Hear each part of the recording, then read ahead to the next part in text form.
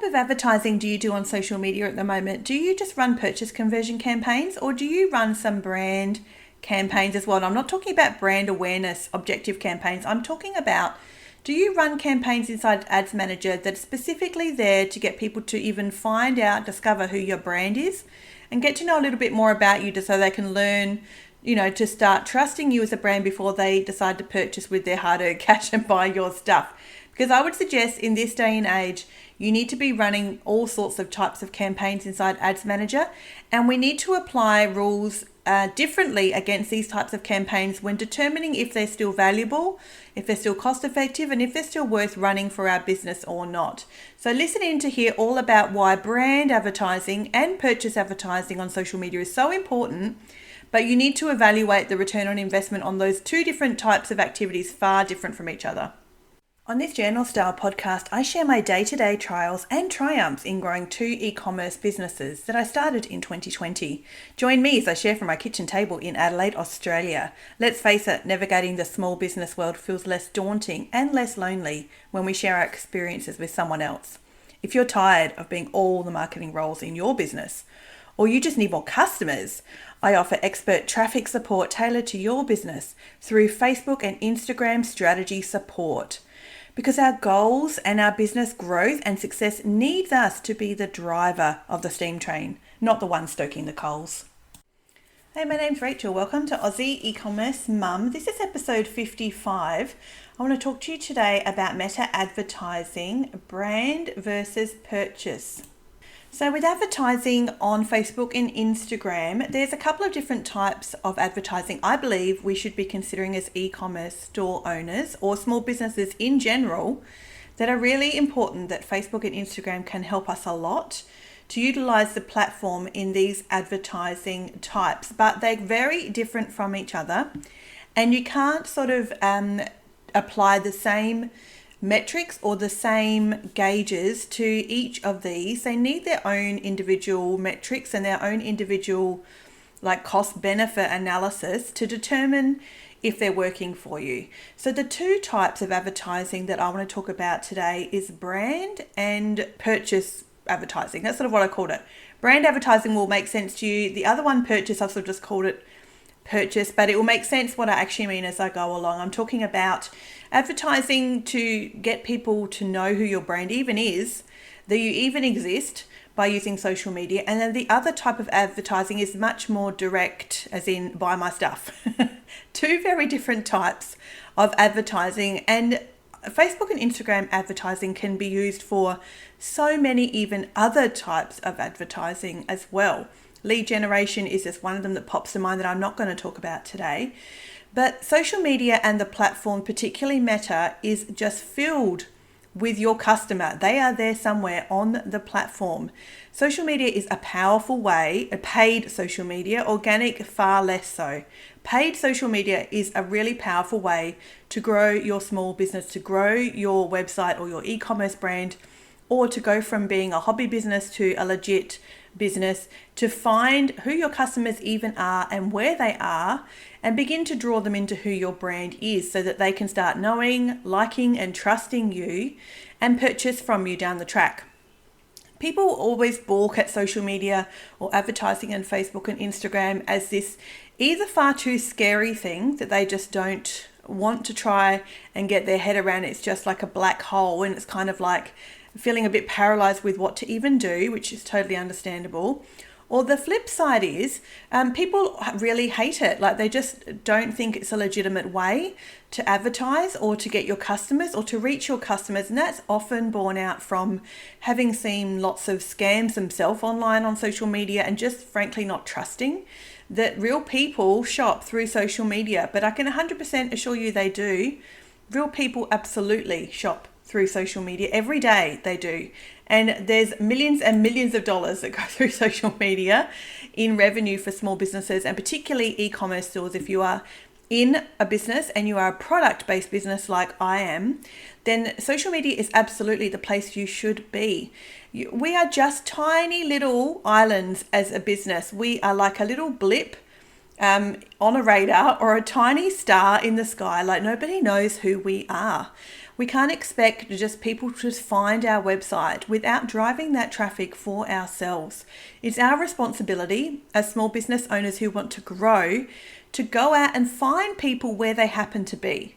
And depending on your demographic of your potential customer or the demographic of your usual customer, 90% of the time they will be on Facebook or Instagram. There's very few circumstances where you're not going to find part of your customer group or avatar on social media, specifically Facebook and Instagram. Of course, you can advertise in so many different places, but if you're listening to this episode and you'd like to learn more, you may already know this and you're keen to know what I would like to share with you that will help you when thinking about advertising on Facebook and Instagram, and to always remember that there is different types of advertising and not to apply the same set of rules or the same gauges to understand what's doing well or not doing well on social media across these two types, because they need their own sort of measuring sticks against them. Let me talk to you a little bit about advertising in general on Meta. So if you advertise on Facebook and Instagram, it's really called discovery traffic. You're looking for discovery traffic. We used to call it, interruption marketing. In other words, people usually are not looking for you when they find you on social media. You just happen to come across their path. That's discovery traffic. You are on social media advertising your brand and your products to people who just happen to come across your content. So it's a discovery platform for you to advertise to potential customers. So a lot of your traffic on social media is going to be top of funnel. Think about a traditional marketing funnel. A lot of your customers and your traffic on social media will be top of funnel because they have never heard of you before in many cases. And when you're starting out, that's 100% true. The other type of advertising, I guess, or the other big platform people commonly think of is Google. And I've advertised on Google a very small amount myself, but I am nowhere near accomplished at Google at all. I don't know enough about the platform to suggest that I've got anything valuable to offer when it comes to Google Ads or Google Performance Max even as well. But what I do know about Google is that Google is a high intent traffic. People go to Google, they're looking for something, and then they discover who you are.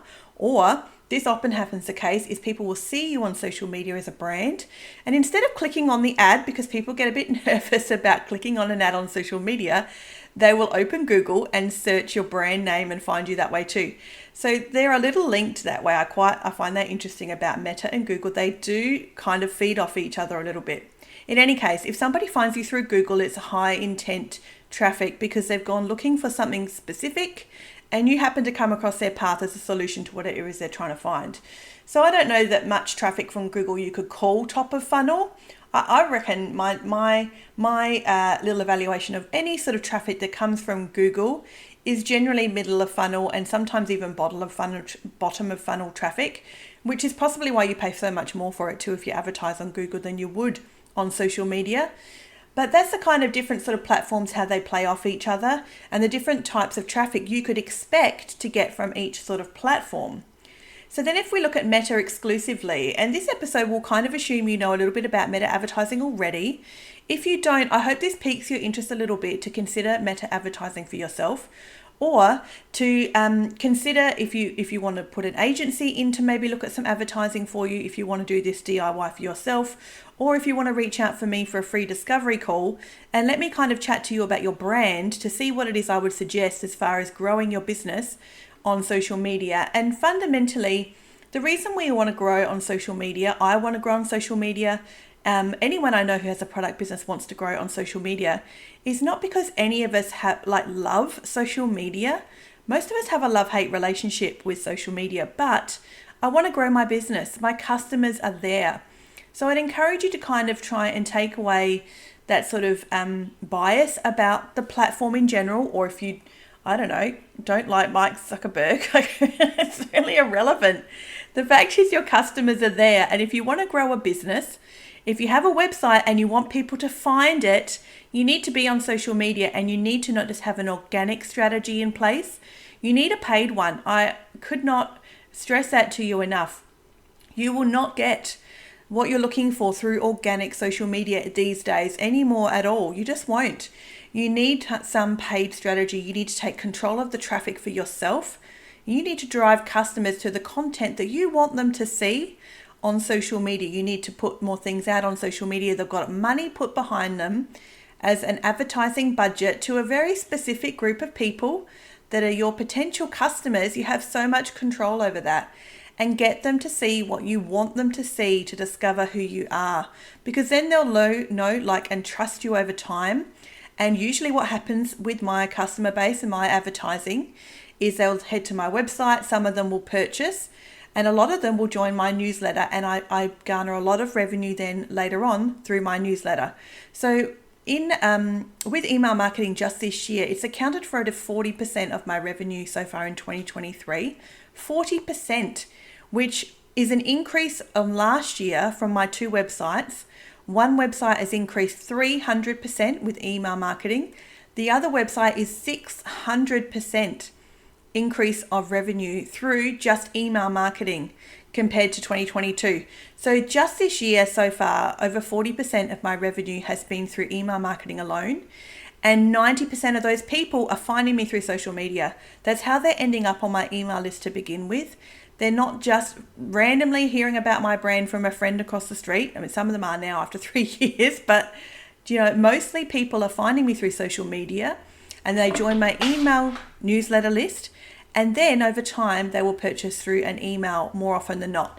I obviously get purchases also directly through social media. And if you have an agency that looks after all of this stuff for you, and you are running the most expensive type of traffic you can on social media, which is purchase conversion campaigns, and you are not getting any sales that can be attributed to those campaigns, I encourage you to reach out to your agency and ask them why. And they will give you a lot of fluff, potentially a lot of cliches and a lot of bamboozling, industry norms or state of the economy stuff. But I'm just going to encourage you that I would not be satisfied with a just that's the way it is answer.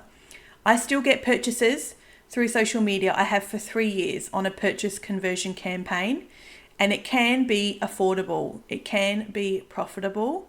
I'm just want to encourage you that if you do have an agency, something seems a bit not unsettling, but if you're just not satisfied in some regards with your agency, reach out to them and ask for some specific explanations as to why things are the way they are and what can be improved. So now I've given you that little kind of intro. Let me tell you about the different sorts of advertising, brand versus purchase. Do you know what? Purchase we love because often there is a real direct attribution that can be applied to purchase advertising on Facebook and Instagram. You can look back and see how many purchases you got directly from a specific campaign. It makes us feel good that what we're doing is working. And usually if you happen to have an agency look after your advertising as well, it'll make you feel good as a business owner to see that the results are directly related to actual sales or to actual purchases for your small business, to actual growth for your small business. But we also need to remember that attribution has changed, and attribution is not what it used to be. Before 2021 with iOS, Apple privacy update and all the updates that have happened since. Sure, attribution was very easy to draw a straight line from a campaign on social media to a purchase in Shopify or a sale. But it's just not that way anymore. Things are very different. And there's this big thing called the messy middle. I hear a lot of agency experts who have podcasts that I listen to talk about this messy middle. In other words, what you can see on the platform inside of Ads Manager when you look at your metrics, you can see very clear, accurate data that's based on the platform. You can see what your CPMs are, what your click-through rates are, what your cost per engagement might be, what your relevancy scores are, what your frequency happens to be. All the things and the metrics that Facebook and Instagram gather for you on the platform are very accurate and super helpful. However, once people leave the platform, there's this whole big bubble in the middle that we really don't know what goes on. This is where things happen that we find it tricky to identify, which also then makes it really hard to calculate a return on investment on some types of advertising or marketing. which I think is why advertisers really struggle with seeing the value in brand marketing, because it doesn't have an ROI attached to it. The same as when you run a purchase conversion campaign on social media does.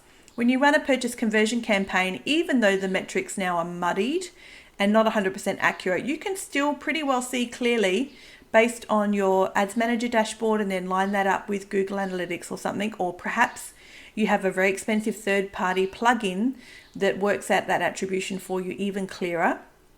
You can find out what's working for you, and then you know what's worth spending your time on, because you can see what's getting you a return on investment, and if you're happy with that cost versus what your benefit is. But in the middle of all of that is this group of customers who have just gone from the point of discovering you for the very first time, and they've clicked a little smiley face or a little love heart on social media, to the very opposite end of they've come back to purchase from you 5 times. There is a huge chasm in between those two things. And the metrics on social media do not give us a massively clear picture anymore of what goes on in the middle, which is why I actually love social media, which may sound like the lead up to hating it, but it's not, because as regular advertisers, as regular small businesses, Meta rewards us to advertise sensible, great marketing to customers. Just a product that solves a problem, that adds value to someone's life, put in a very simple, easy to understand, attractive package on social media. Meta absolutely loves that. It rewards advertisers that do that, more so than trying to kind of do all this weird background hack stuff that you can do in the back of the platform that used to work a few years ago. So it's actually a good news that there's this whole messy middle of a customer's journey now, because you can leverage Meta to benefit that for your small business. Because I would build a marketing funnel inside of Ads Manager. You should build yourself a marketing funnel inside Ads Manager with different levels of ads with different objectives, so that you're reaching top of funnel, middle of funnel, and bottom of funnel potential customers through social media. It will mean that people get to see you over and over again for a really cost-effective amount. And if we go by what used to be the cliches, it takes 70 touch points of people before they start to trust us, or whatever it used to be, 7, on that 7 degrees of separation. That's probably the wrong cliche. But whatever the cliche kind of is, it used to be that, say, people need to see you 20 times before they buy. Well, it would be easily 70 or 80 times by now, surely, that they need to see you before they trust you and decide to make a purchase, for most people. Some people would just buy from you anyway, but not most people. So if you're briefing your agency, or if you're doing this yourself, you need to always put the lens over your ad campaign of the desired outcome. What is it that you were actually looking for in that campaign? What is it you were trying to get from that campaign? And is Facebook giving it to you? Are you getting the results that you actually wanted from that specific campaign based off of the objective that you set for it? So with this messy middle as the new landscape for how social media advertising works for all of us now, remember, we're not like hard done by. All advertisers on the platform have to contend with the way social media advertising is now, but you can succeed in it really, really well. You can learn it and succeed in it. Absolutely you can. Is that we just need to remember not to always look at a measurable ROI on our campaigns when we're looking at advertising on Facebook and Instagram. You need to also think about, is this good for your brand? Are you encouraging people to find who you are? Are you pushing the content to them that actually explains who your brand is, or gives them an insight into who your brand is, that then encourages them to do something about it, like to read a blog you've written, to come and enter a giveaway, to come and look at an article, to just watch this video and get to know a bit more about you? It's very, very important that we use social media now for brand awareness advertising, not the campaign brand awareness. I mean as a general marketing term. I actually don't really use brand awareness marketing campaigns on social media. I haven't done one of those in a long time. I don't find them particularly beneficial, but that's just beside the point. But the concept of brand awareness advertising, it's important now that social media becomes an integral part of that for your small business. If you want people to find you, if you want to grow, if you want to succeed, if you actually want customers, this has to become part of what you do on social media. And it can actually be as simple as selecting your best performing organic post in the last 90 days and boosting it. Honestly, 2 years ago and 3 and 4 years ago, not anybody would have suggested boosting a post was a valuable and legitimate marketing activity on Meta, except now that it is, which is so good. If you are a beginner on Meta in advertising and you don't use the platform much, you never have, then you could actually start by boosting some posts. Select a couple of different posts that are maybe, promote different things about your business. You need a product because you're in e-commerce. You need maybe something about your brand or who the face of your brand is, and maybe something else that's got something interesting like a blog post. So a couple of different types of content, which is why it's important to have an organic strategy. You could choose to boost that do well organically, and you could just boost them. And for real, this would never have been a legitimate way to start out on the platform 2 years ago, because boosting posts was such a junky way of advertising. It gave you no metrics, no data. No one was succeeding with boosting posts, but now they are, which is good for us small businesses, particularly if you are new to the platform. I don't boost posts myself, but I don't need to. I know the back of the platform. I've only ever learned on the back of the platform in 3 years, and I know a lot about it. So I don't boost posts myself. I do it in other ways in the back of the platform that give me more insights and more metrics. So the platform will give you what it is you want to achieve. What do I mean by the platform will give you what you want it to? If you run an engagement campaign on Facebook or Instagram, and it's a video or an image, and you're looking for post engagements, if you go and look through the click-through rate or the unique click-through rate of that campaign, and it's like 0.7% or 0.2% or something like that, that is not a bad metric. And do you know why it's not a bad metric? It's because you never asked Facebook to get you a good click-through rate. That campaign is meant to get you engagements on the platform, post engagements. In other words, a love heart or a smiley face or an angry face. Hopefully none of those. But that's actually what you ask Facebook to do. So don't sort of try and evaluate the success of that campaign based off the click-through rate, because that's not what you asked Meta to do for you with that specific campaign. So you always need to think about what it was that you wanted from the campaign to begin with before you go ahead and evaluate different things and different campaigns based off of arbitrary metrics that people will tell you, or gurus will tell you. What was the ROAS on that campaign? Well, it doesn't matter what the ROAS was. If that's not what you wanted to begin with, if you asked for engagement, that's actually what you need to measure the campaign by. So Facebook is very good at getting you what it is you set out to do. And if it doesn't get you what you set out to do at a cost-effective manner that you can budget for and you're happy with the cost of it, and when you look at your whole ads manager as a whole, then you need to change something about it. Lots of things can be tweaked. Hundreds of different things can be tweaked. So you need to do some experimenting until you get some results that you can afford and that you're actually happy to spend. I would do things like this. If you're looking at your campaigns, ask yourself these few questions, or if you have an agency, I would suggest you ask your agency these sorts of questions too. So you could find out, is there any fatigue inside the account? So have you look at your account. Is there anything you think is starting to fatigue? Anything over time where the results are starting to dip and have dipped consistently, where you think, oh, there's something going wrong here? And often Facebook is good at giving you those little warnings or those little tiny exclamation marks, like a traffic cone, as there's something maybe going on that you want to pay attention to.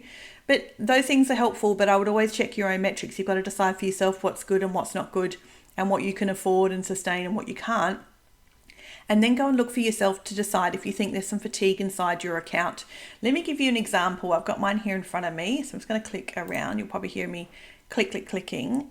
I've got some fatigue. This is something I did recently. I run a giveaway inside of my two businesses on social media, and I only run them as a paid promotion. I don't do anything organically on my page because I don't want, you can get your page like duplicated. Your followers can get scammed anyway, it's not good. So I don't put anything on my social media organically, but I do run a paid, campaign inside Ads Manager for both my businesses to a giveaway. And I have run them all year. They're really worth doing, in my opinion, for so many reasons. I have a whole episode about why it's worth doing. And the 14% conversion rate that I get from this campaign. So you should totally do it yourself. But if I look inside Ads Manager, one of my businesses, I run landing page views for this campaign to a landing page for people to sign up to the giveaway. So the cost per result, which is always my most favorite metric, I go to this metric all the time, is cost per result. In other words, what is Meta giving me for what it is I wanted? ROAS is great, sure. Frequency is very important too. Cost per lots of things. Add to cart is important. CPMs are important. Click-through rates are important. All these things are not unimportant, but if I'm going to pick one metric when I open my Ads Manager, every week or so and just do a bit of a skim and a scan to see if I'm happy with how things are still performing, I go straight for cost per result. What does it cost me to get what it is I want from Meta? So for this particular campaign, I'm looking at landing page views because that's what I'm paying for. I said to Facebook, hey, I really need some landing page views to get people to this landing page to join my giveaway. This landing page views campaign I have run since February, so it's a long time. You can run campaigns for a long time now too in Facebook and Instagram, which is so good compared to a couple of years ago when you could never run anything longer than about a month before it tanked.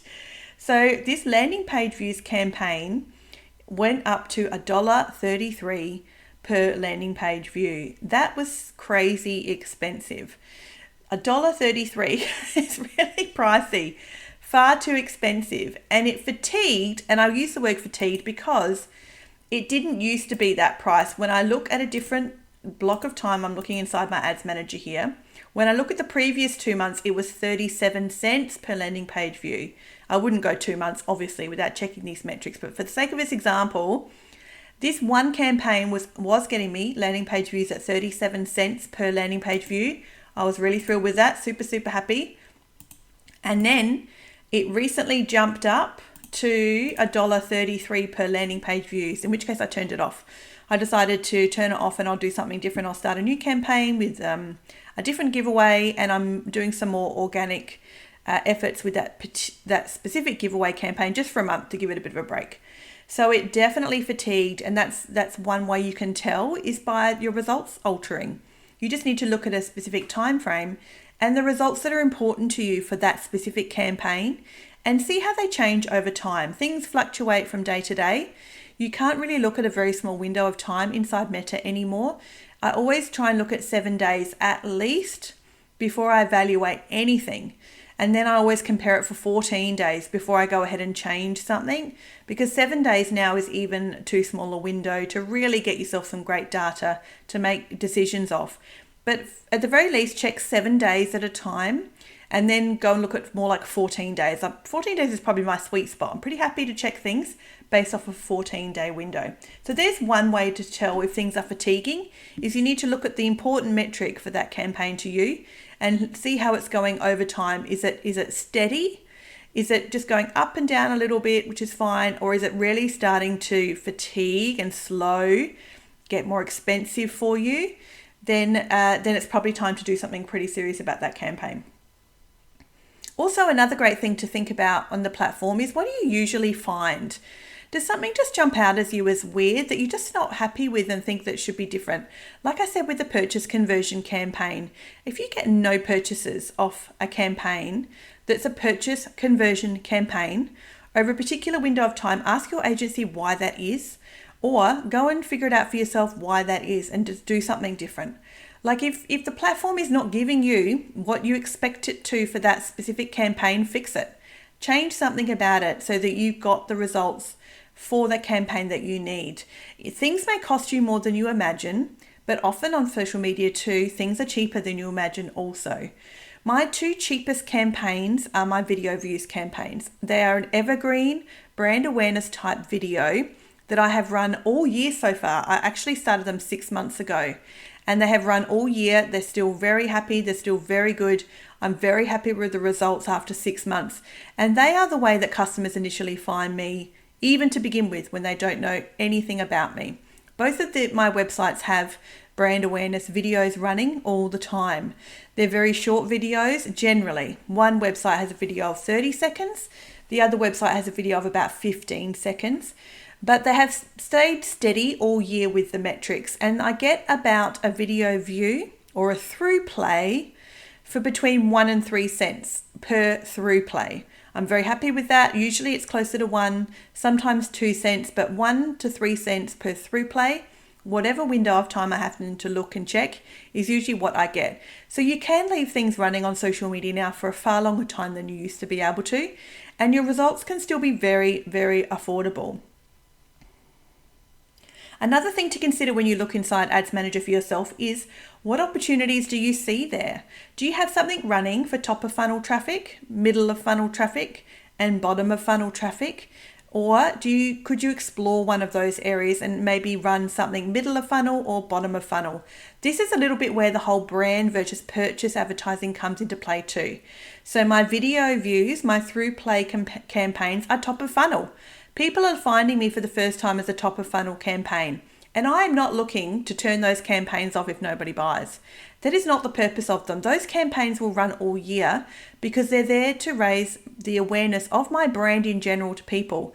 And if you're not constantly filling the top of your marketing funnel with new eyes, new people to be introduced to you for the first time, how can you expect the bottom of your marketing funnel to still remain profitable and purchases and getting customers and repeat buys and growing a business? They need to take a much more holistic view of your campaigns inside Ads Manager and just make sure that turning off top of funnel campaigns because they don't seem like worthwhile is not the right way to look at brand awareness advertising anymore on Meta. It's not a viable way to grow your brand as a small business. You need to run some campaigns that are just left there all year round, or you change them every few months if you're in the mood. That's all good too. But they're there for the purpose of people even finding you to begin with and getting to know who you are. It's always worth considering running some brand pieces through Meta if you don't already do so, and then leave them running all the time with an objective that gets to a lot of people for very small amount of money for you. So an post engagement campaign, a video views campaign, even a reach or a brand awareness campaign, anything like that, even traffic campaign. Traffic campaigns I struggle with though because I find they have a lot of junk traffic associated with them. But basically anything that kind of keeps people on the platform will be far cheaper for you than anything that gets them off the platform. So then when you're looking at the other types of advertising, which is purchase or trying to get a sale, really direct kind of buy my stuff type campaigns, bottom of funnel type campaigns, then this is a different sort of lens again you would want to be looking at these campaigns with and decide if they're doing well for you or not. Let me quickly talk about a middle of funnel type of campaign. I have a blog post running as a campaign at the moment on one of my websites, which is a blog post that I've then decided to push some money behind to that blog post as a viewed content campaign. And I call it viewed content because I feel like middle of funnel is kind of that sort of a viewed content thing. I'm not retargeting people. So I'm not talking about middle of funnel as in retargeting audiences on the platform. There's probably an episode I could do all about retargeting. I haven't found it worked for me in the last 6 months very well at all. I actually find keeping the same audience for my campaigns as a giant, big, broad audience seems to work far better, and just using that audience all the time. And then the type of campaigns I build in Ads Manager are the marketing funnel campaigns, top of funnel, middle of funnel, bottom of funnel. I find that seems to work for me better than retargeting a group of people as a different audience type. But besides that, let's assume that's all. That's not the discussion for today. Is I have a blog post that I push traffic to, and my viewed content or my cost per viewed content is 67 cents. That does seem like a lot of money, and it's not cheap by any means. That's quite a lot to pay per viewed content to this blog post, but I've kept it because the traffic has been so valuable. How do I make that determination? This is where being the business owner, you, the CEO, becomes really handy, and you should absolutely reach out to your agency if you had one to discuss this with them to make sure they understand you as the business owner. Because if I was running this through an agency, they might be inclined to turn that campaign off because it's getting quite expensive, or it is quite expensive compared to some of my other viewed content campaigns I have run before, which have been more like in the 30 cents and 40 cents, not 67. However, when I look at the comments on this social media post that pushes to a blog post on my website, they're amazing. People write stories to the brand on this blog post, on the blog post, but they really do on social media. There's a ton of social proof on this social media post with people leaving really heartfelt, amazing stories of themselves on social media. It absolutely elevates this brand amazingly. For that reason, I continue to pay a higher than usual price per content view for this specific campaign. But the only way I get to make that decision is because I'm the one running the campaigns and I know who the business owner is because it's me. So I understand what my objectives are and my overall plan and vision is for my business, to know that I can absorb that higher than usual cost inside Ads Manager with the other campaigns that I already run as well, because it serves a purpose. It really speaks to middle of funnel people who have seen the brand once, maybe in some other content, and have now come back and taken the time to either read the social media comments on this blog post, social media post, does that make sense? Or they've gone over and read the blog post. And now I'm saying that to you out loud. Let me look at what the click-through rate is on this at the moment. I should choose a shorter window for this metric. I don't need to give a giant 2-month window to give you this metric. So cost per view content was high. What's it now? It's actually dropped. If I just look at the last 2 weeks, it's dropped to 60 cents per content view. So it has actually dropped anyway, which is great. So it does hover around. There we go. So my unique click-through rate on this middle of funnel sort of campaign to get people to the website to consume some content in detail, which is a blog post, is 4.24%. Really happy with that click-through rate. 4.24% is a great click-through rate. The overall click-through rate is actually 10%. So I guess people are obviously also clicking to read more on the social media post itself and probably reading other people's comments as well and loving their stories that they're sharing, and then deciding to click through to the website to read the blog post for themselves. So I'm very happy with those metrics. That's why I leave that running, even though it's creeped up in cost quite a lot. But I have had it running now for probably 2 months. So it's also got some longevity behind it. It's not fatiguing enough for me to do anything about. But so now when I look at bottom of funnel, so purchase campaigns, yes, you're using a different lens over those campaigns to make decisions about whether to continue to run them or not. But you also need to compare what you see in Ads Manager to Google Analytics or whatever third-party plugin you happen to use to try and make sure your attribution is kind of a little more worked out. And at the moment, I've got a purchase conversion campaign running that's been running for a week. So it's still very new, but I'm so thrilled. It's got $5.33 per purchase, which is crazy good. I'm so happy with that. One thing I have found in the last 12 months, no, that's not true, 12 months, maybe 18 months, is that small budget campaigns perform better than larger. For me, they do anyway. If you're fairly new to Ads Manager, you probably find the same.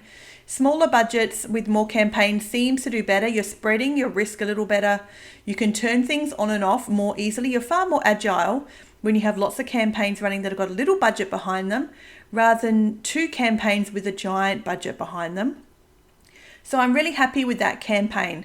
It's a photo I did of some product up close, and just letting my usual followers and customers know an update on the product. So it actually does speak to customers a little more familiarly. I don't reckon I said that right. Familiarly. Oh, it's not the right word, is it? I can't say it.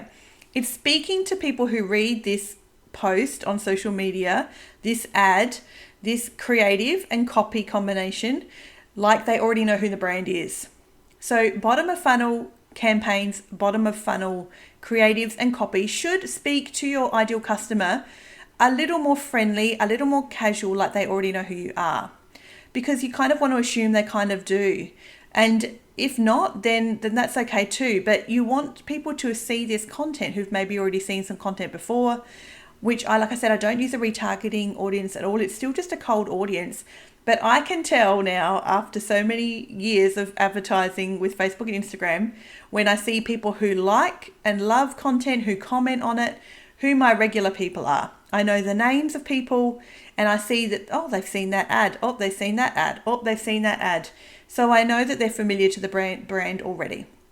So $5.33 is the cheapest I have had a purchase conversion campaign in quite a while. But my next cheapest one, which I'm still really happy with, is $16 per purchase conversion. So $16.70 per purchase for another purchase conversion campaign I'm also very happy with. Keeping in mind that my average order value for this website is $60. So I could spend that all day long doing that sort of result, which is why I think I'm really happy with changing it out every now and again. Purchase conversion campaigns fatigue really quick for me because I only have a small budget, so it doesn't get much chance to get out of the learning phase. But honestly, who cares? Like, if the learning phase is not a key part of your ads manager for some very specific reason, just ignore it. The learning phase is no big deal. So my purchase conversion campaigns never get out of learning phase because I don't spend enough on the campaign to get them out of the learning phase. But I'm okay with that because fundamentally you need to remember when you advertise on Meta, what are you getting versus what you wanted to get and how much you're paying to get it? What did you ask Meta to get you? And how much is it costing you to get that? And are you happy with it? So my purchase conversion campaigns, both of them inside this account, are still in learning phase.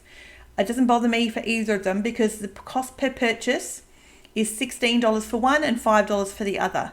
So that's perfectly fine. I'm thrilled with those results, even if they're not entirely accurate because the metrics in Meta aren't 100% accurate anymore.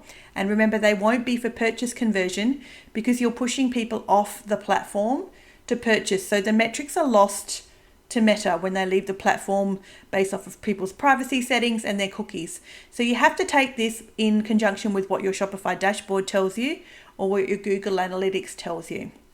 So you see how you've got to apply different types of gauges and measuring sticks to different types of campaigns. So here I just shared with you why you need to apply a different sort of gauge to a top of funnel campaign with brand awareness and showing who your brand is, or a video through play, or a post engagement, or even a traffic campaign, or a brand awareness campaign, or a reach campaign. Those things need a different type of metric against them when you're deciding as a business owner, is this worth my money anymore? Is this worth me continuing to do? Or if you have an agency, to reach out to them and ask them the same thing. Versus a more middle of funnel campaign for me is a blog post, pushing to a blog post where, yes, it's becoming more expensive because I'm asking them to leave the platform and to view the content, to read it, to absorb it, to be interested in it. It takes a more intent customer to leave the platform of Meta to my website than it does for them just to love a post or read or watch a video on the platform. But this middle of funnel campaign, whilst mine is becoming expensive, or well, it was, now it's dropped again in price, which I'm happy about, it still needs to be within your whole marketing funnel as a whole, your whole brand, the whole story you are trying to tell in growing your business and reaching new people for the first time and getting them to become familiar with who you are as a brand and to learn more about you. So yes, at the moment I'm paying 66 cents per content view for this blog post campaign, but I'm very okay with that at the moment because some people have actually purchased off it. I should have told you that. I have actual people purchase off this blog post, and that's not the intent of the blog post. It's a viewed content campaign. Anything that you get above what it is you have asked Meta to do is just gravy. It's just like the icing on the cake. So I've even had purchases off this campaign in the last month off of the blog post campaign. So I'm even happier with that, obviously, than I already was. So that's even an extra thing. It's a bonus. But fundamentally, I love this campaign because the post on social media has really beautiful comments on it. So I'm happy to leave it running. I think it really elevates my brand. So there's a reason that it's there. And then finally, bottom of funnel campaigns or purchase kind of campaigns. If you're going to compare brand awareness campaigns with purchase, then you need to compare them differently. They need to have different things evaluated about them. And a purchase campaign or something that asks a customer to buy something from you needs to be evaluated in a more strict, more boundaries around that campaign. In other words, cost per result. That's my favorite metric. What is the cost per result? What are you getting for that purchase conversion campaign? Because if you're not getting purchases at all, at least within a 14-day window, look at a 14-day minimum for purchase conversion if you're new to social advertising, then something needs to change about that. Because if you're getting other things like click-through rates and engagement and add to carts, you could get those cheaper. Like you could get all of those things cheaper. So just don't keep paying for the purchase conversion campaign if you're not getting purchases. If you're getting purchases, perfect. That's what you want Meta to get you. So yay you for setting it up well and selecting a great audience and a great creative that Meta has been able to find you customers to buy. That's perfect. But now, how much are you paying for each of those? And if you keep that in mind, what's your average order value? How much are you paying for each of those purchases compared to your average order value on your website? So that sort of campaign, I believe, needs to be looked at so much stricter and have clearer boundaries around whether it's worth continuing to run or not run. Because if it's not getting you purchases, but you're getting a whole heap of other metrics that are just extra things, engagement, reach, add to carts, click-through rates, whatever, then all of those things are amazing to you. You could get those things cheaper by not running the purchase conversion campaign. And the same if you have an agency. That's why I think it's important if you have an agency to be really upfront and forthright with them about a purchase conversion campaign. If you're not seeing actual purchase results from it that are cost effective for you, then something needs to change. Because if you're not getting purchase conversions off of that campaign, you could get other results far cheaper, or you need to change the campaign entirely and try something different. Don't just settle for wasting money unnecessarily. You could be far more efficient with your campaigns. So that's my episode today. I hope this has been a bit interesting for you to think about when you advertise on Facebook and Instagram.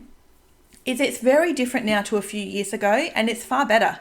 It far more rewards us small businesses who are trying to find customers and grow our businesses, and people who want to advertise in a very common sense, genuine, authentic way to our customers without any sort of scamming or spamming people at all.